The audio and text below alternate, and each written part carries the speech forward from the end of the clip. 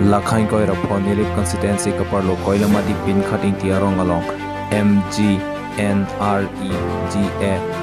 Pen 2017 and 18 for Ankle Nice Scheme Patang Hotel.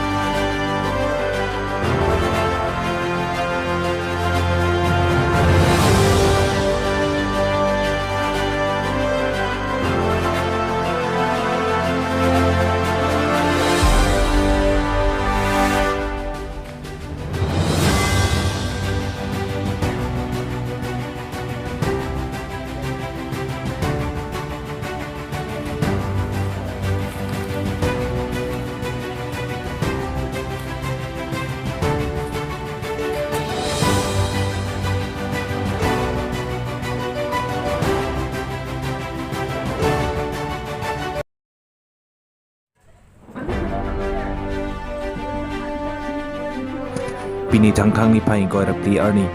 Krepon ng Mahamaya Constituency Arlodong Makakalong Mahila Congress Committee atum for Kermit Methangasay Hemalong Kepadopon.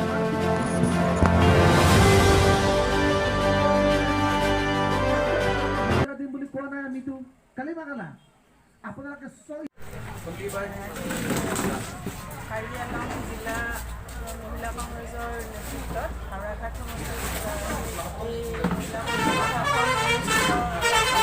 আছে আৰু এই সভাত বিশেষকৈ আমাৰ booth পৰ্যায়ত প্ৰচাৰৰ বাবে সভাখন অনুষ্ঠিত কৰা হৈছিলে আৰু আমাৰ মানে অসম প্ৰদেশ মহিলা কংগ্ৰেছ কমিটিৰ সভানেত্ৰী নন্দিতা দাস ডাঙৰীয়ানীৰ নিৰ্দেশ ক্ৰমে প্ৰতিটো বুথৰ পৰা 5 গৰাকীকৈ মহিলা সদস্য আনিব দিছে বনাব দিছে এইটো কাৰণে আজি এই সভাখন অনুষ্ঠিত কৰা হৈছিল আমাৰ 2021 চনৰ নিৰ্বাচন আৰু বেছি দিন নাই 50 দিনমান আছে গতিকে এই নিৰ্বাচনত আমি জয় হোৱাৰ বাবে আমি মহিলাসকলক একত্ৰিত আমাৰ নাৰী শক্তি এক হ'ব দিছোঁ আৰু আমাৰ এই নাৰী শক্তিয়ে এইবাৰ হাওৰাঘাট সমষ্টিৰ পৰা বিজেপিক কৰাটো একদম ফাইনেল আৰু আপোনাৰ 2021 চনৰ নিৰ্বাচনত যদি আমাৰ কংগ্ৰেছ চৰকাৰ গঠন হয় তেতিয়াহ'লে এতিয়া যি আমাৰ আশা কৰ্মী বা অংগনবাদী কৰ্মী প্ৰায় 2 লাখ আছে আৰু যদি কংগ্ৰেছ চৰকাৰ গঠন হয় তেতিয়াহ'লে আমাৰ আৰু 2 লাখকৈ আশা কৰ্মী আৰু অংগনবাদী কৰ্মী নিযুক্তি দিয়া হ'ব আৰু এটা নতুন আঁচনি লৈ আছে এটা যোৱা মাহে এতিয়া আপোনালোকে কি ক'ব এইবিলাক আঁচনি যদি পূৰণ হয় না নহয় এইবিলাক কথা বিজেপি দলে বিজেপিতো এই আঁচনিসমূহ নিৰ্বাচনমুখী আঁচনি হয় আজি তেওঁলোকে যদি আঁচনি দি কিনে আমাৰ মহিলাসকলকে হওক বা আমাৰ ৰাইজৰ যদি উন্নতি বিচাৰিছিলে তেতিয়াহ'লে তেওঁলোকেতো আজি 5 বছৰ ধৰি শাসনত আছিলে গতিকে এই আঁচনিসমূহ তেওঁলোকে তেতিয়াই দিব লাগিছিলে আজি এতিয়া নিৰ্বাচনলৈকে 50 দিন বা এমাহ নাই তেনেকুৱা সময়ত তেওঁলোকে বিভিন্ন ধৰণৰ যি টকাৰ মানে নিৰ্বাচনী আঁচনিবিলাক ওলাই আছে আপোনাৰ হাস্যকৰ আৰু এইবিলাক আৰু বাইক দিম স্কুটি দিম বুলি কোৱাবিলাক আঁচনিবিলাক বাইকটো আপোনাৰ 2000 মানে যেতিয়া নিৰ্বাচনত তেওঁলোকে জয় হৈছিলে 2016 চনৰ নিৰ্বাচনত তেতিয়াইতো তেওঁলোকে কৈছিলে যে স্কুটি দিম আমি চাইকেল নহয় স্কুটি দিম বিজেপি দলে কৈছিলে তাৰ পিছত তেওঁলোকে চৰকাৰ গঠন হোৱাৰ পিছত আজি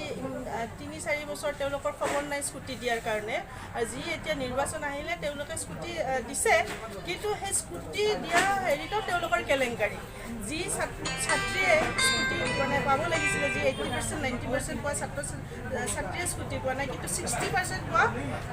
ছাত্ৰীয়ে স্কুটি পাইছে গতিকে তেওঁলোকৰ যিকোনো আঁচনিত কেলেংকাৰী মানে নিকা নহয় তেওঁলোকে স্বচ্ছ আৰু নিকাৰ কথা কয় কিন্তু প্ৰতিটো ক্ষেত্ৰতে তেওঁলোকৰ মানে কেলেংকাৰী বাইদেউ আগন্তুক MLA ইলেকশ্যন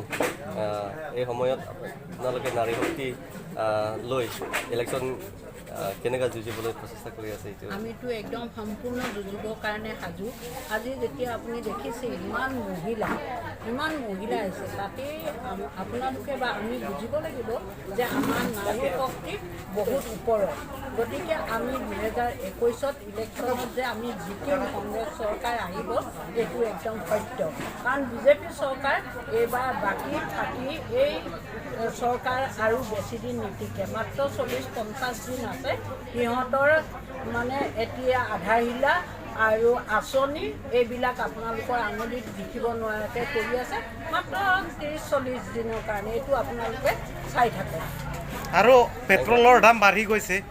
আপোনালোকে কি ক'ব কংগ্ৰেছ দলৰ পৰা? পেট্ৰলৰ দাম বাঢ়ি গৈছে, সকলোৱে সেইটোতো কৈ আছে, প্ৰতিবাদ কৰি আছে, কিন্তু তেওঁলোকে এইটো কি কৰিছে মুনাফা। তেওঁলোকে এতিয়া যিটো ইলেকশ্যন আহিছে, ইলেকশ্যনত যে ইমান টকা তেওঁলোকে ল'ব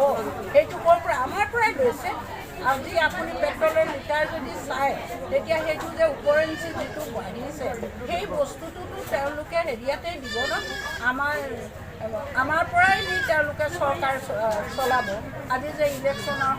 যিবিলাক দিশ সেইবিলাকতো তেওঁলোকেই চলাব, এইটো পইচা লৈয়ে চলাব। তাৰমানে আমাকেই মাৰি আমাকেই হেৰি কৰিছে।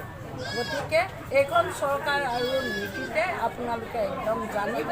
ধ্ৰুৱ সত্য 2021ত আমাৰ কংগ্ৰেছ চৰকাৰ আহিব। Thank U.